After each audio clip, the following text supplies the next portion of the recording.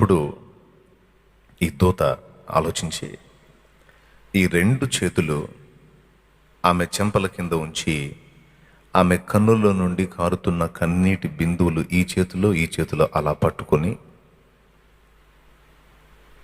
ఆమెకు ఏమాత్రం అర్థం కాకుండా ఆ కన్నీటిని అలా తీసుకొని అలాగ దేవుని సన్నిధికి వెళ్ళాడట.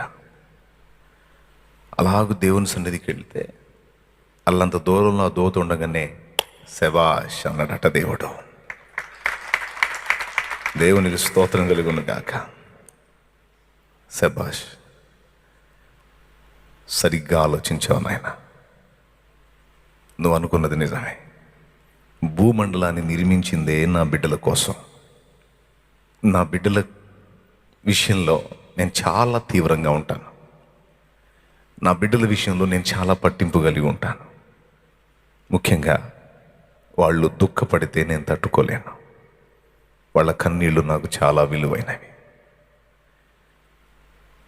వాళ్ళ కన్నీళ్ళు నాకు చాలా విలువైనవి గనుక నా బిడ్డ ఎందు నిమిత్తం దుఃఖపడుతుందో, ఏమేమి సంగతులు అడిగిందో ఆ సంగతులకన్నిటికీ జవాబు చెప్పడానికి నిన్నే నియమిస్తుందని వెళ్ళి ప్రకటించు, జవాబు చెప్పమన్నాడట. ప్రియులారా, ఇది జస్ట్ ఒక ఉపమాన కథ అనుకోకండి. 2 వచనాల ఆధారంగా భక్తులు ఈ స్టోరీ చెప్పారు. ఒకటి 56వ కీర్తన 8వ వచనం అయితే, 56వ కీర్తన 8వ వచనం, నా కన్నీళ్లు నీ బుడ్డిలో నుంచబడి ఉన్నవి అన్నమాట. రెండవది ప్రకటన గ్రంథం 8వ అధ్యాయం. ప్రకటన గ్రంథం 8వ అధ్యాయంలో చాలా క్లియర్గా రాసి ఉంటుంది, పరిశుద్ధుల ప్రార్థనలు దేవుని సన్నిధికి కొనిపోబడినవి అనేటువంటి విషయం. ఒక్కసారి మీరు బైబిల్ ఉంటే ప్రకటన గ్రంథము 8:4 ఒక్కసారి చూడండి. అప్పుడు ఆ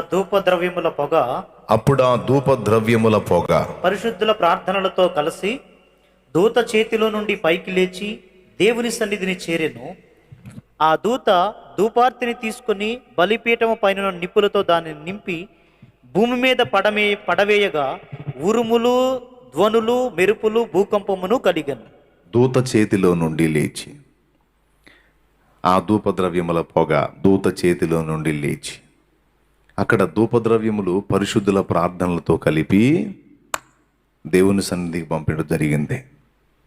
సో ఈ 2 వచనాలను బట్టి దేవుని సన్నిధికి మన ప్రార్థనలు దూతలు కొనిపోతారు అన్నది మనం గుర్తించవచ్చు.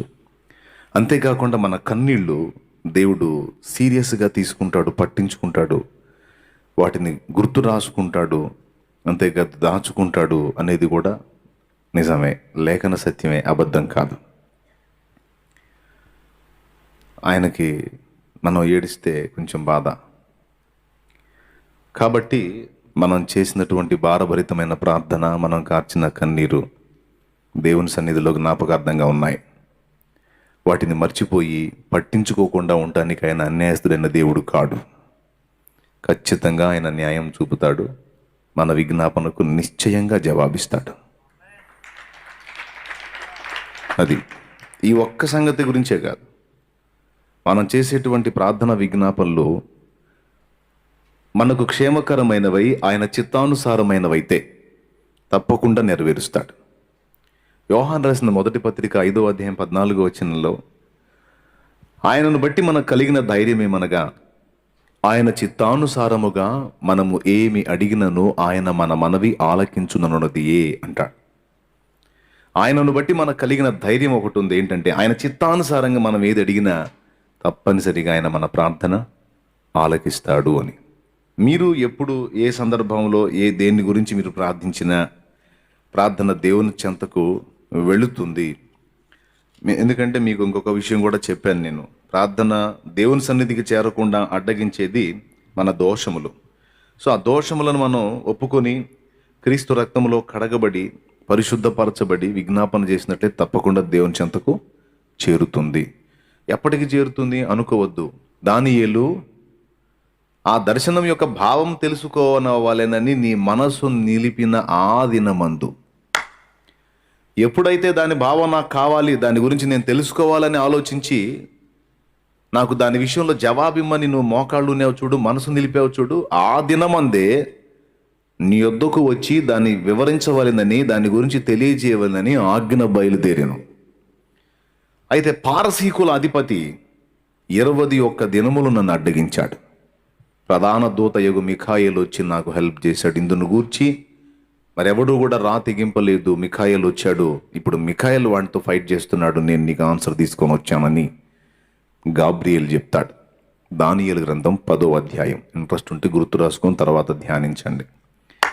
మనం ప్రార్థించినప్పుడు ఒక నెలకి వెళ్ళిద్దా, ఒక సంవత్సరానికి వెళ్ళిద్దా, లేకపోతే ఒక రోజు పట్టిద్దా అని ఎప్పుడు అనుకోవద్దు.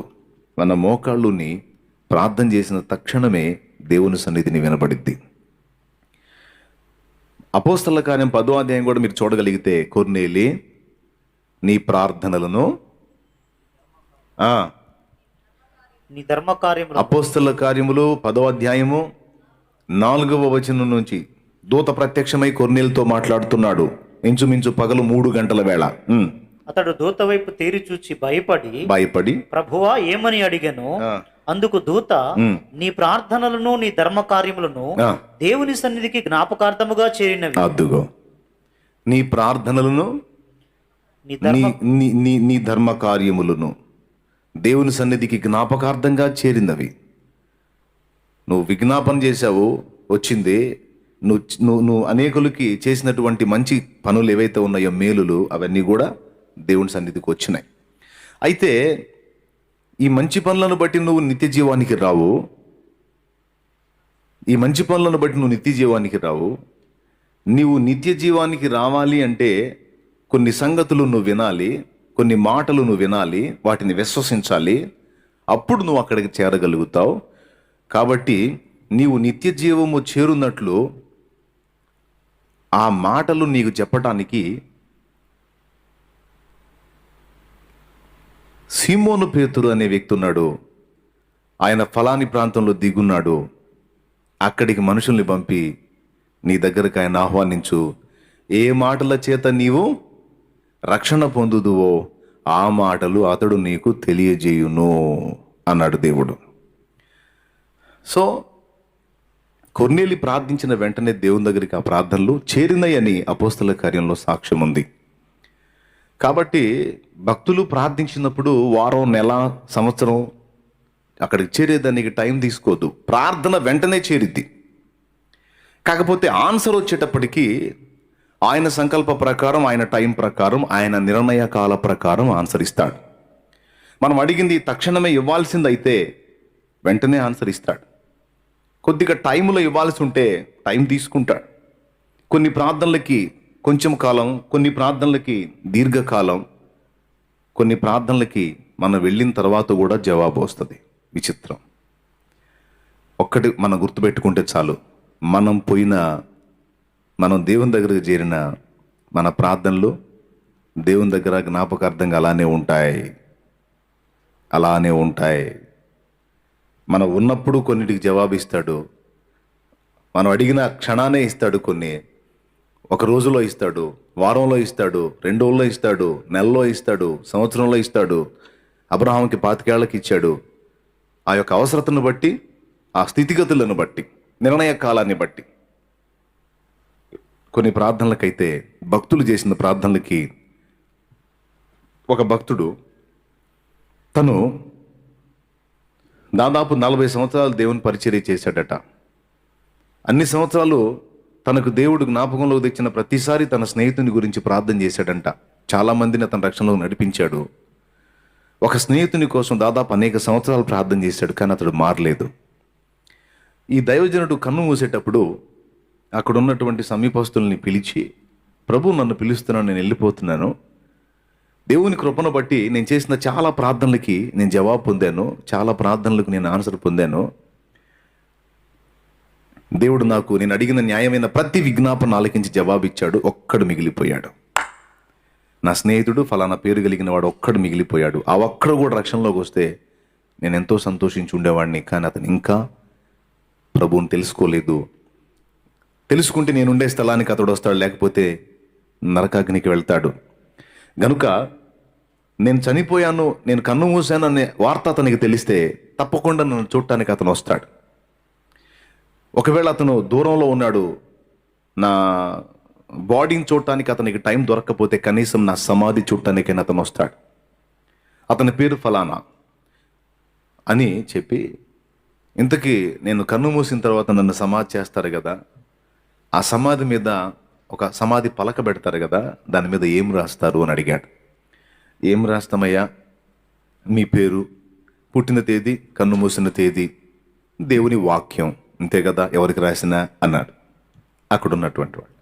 అప్పుడు ఆయన అన్నాడు, అవి రాయకండి.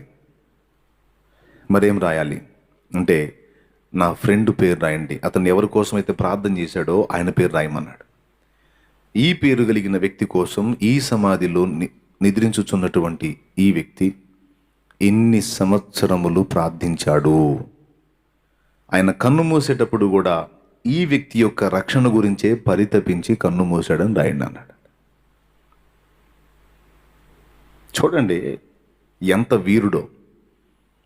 తన ప్రార్థనలకు ప్రభు తప్పక జవాబిస్తాడు అని అతను నమ్మాడు. చివరిలో కూడా తన పోరాట పటిమ చూడండి, పోతా కూడా ఒక ఆత్మని గెలుచుకొని ప్రభువుకి అప్పజెప్పాలనే అతని తృష్ణ. ఇంకా వేరేదేం ఆలోచించాలా, వేరే అప్పగింతలు ఏం పట్టించుకోలే. అన్ని ఆన్సర్ పొందాగా నా ఒక్కడు మిగిలిపోయాడు, అతడు కూడా రక్షింపబడితే నాకు అంతే చాలు అనుకొని తన అవసాన దశలో చివరి స్థితిలో ఈ మాట చెప్పి కన్ను మూశాడు. ఆయన చెప్పినట్టు వాళ్ళు చేశారు. ఆయన అన్న ప్రకారం నిజంగానే అతను డెడ్ బాడీ చూడటానికైతే స్పాట్లో రాలేకపోయినాడు, కానీ స్నేహితుడు కొద్ది దినాల తర్వాత అతని సమాధి చూడటానికి వచ్చాడు. అతన్ని ఎక్కడుంచారు అని అడిగాడు. ఫలానా ప్రదేశంలో ఉంచాము అన్నారు. ఓకే, నేను వెళ్ళి అతన్ని చూడాలి, ఆ సమాధి చూడాలని అడిగితే అతను తీసుకెళ్ళారు. అడిగిన ఇతని పేరు వాళ్ళకి చెప్పలేదు. ఆ సమాధి దగ్గరికి వెళ్ళాడు. సమాధి దగ్గరికి వెళ్తే సమాధి మీద కన్ను మూసినటువంటి దైవజనుని పేరు లేదు, సమాధి చూడటానికి వచ్చిన ఇతని పేరు కనపడింది. ఆశ్చర్యపోయి, ఇదేంటి నా పేరు రాసిందంటే, మీ పేరు ఇదేనా? అవును, నా పేరే అని మిగిలిందంతా చదివాడు. మిగిలిందంతా చదివిన తర్వాత అతని హృదయం కదిలిపోయింది. స్నేహితుడా, నా కోసం ఎన్ని దినాలుగా ప్రార్థించావా, అయ్యో అని అక్కడే పడి ఏడ్చి. ఎందుకంటే కన్ను మూసేటప్పుడు కుటుంబాన్ని గుర్తు చేసుకుంటారు, రకరకాల విషయాలు గుర్తు చేసుకుంటారు, లేకపోతే బాధని, శరీరం పడేటువంటి యాతనను బట్టి ఏమీ పట్టించుకోరు, లేకపోతే ఏదో దేవుడి దగ్గరికి వెళ్తున్నాను కనుక ఆ ధ్యాసలో ఉంటారు. కానీ నన్ను ఇంతగా ప్రేమించావా, నా కోసం ఇంత పరితపించావా, అయ్యో నేనెంత కఠినత్వుణ్ణి, నేనెంత పాషాణ హృదయుణ్ణని అతను గాయపడిపోయి పశ్చాత్తాపడిపోయి మారు మనసు పొంది దేవుని పాత్రగా మారి ఆయన వదిలిన సేవ ఇతడు జీవించిన జీవిత కాలంలో ఆయన కొనసాగించటం జరిగింది. దేవునికి స్తోత్రం కలుగునుగాక. హల్లెలూయా. ప్రార్థన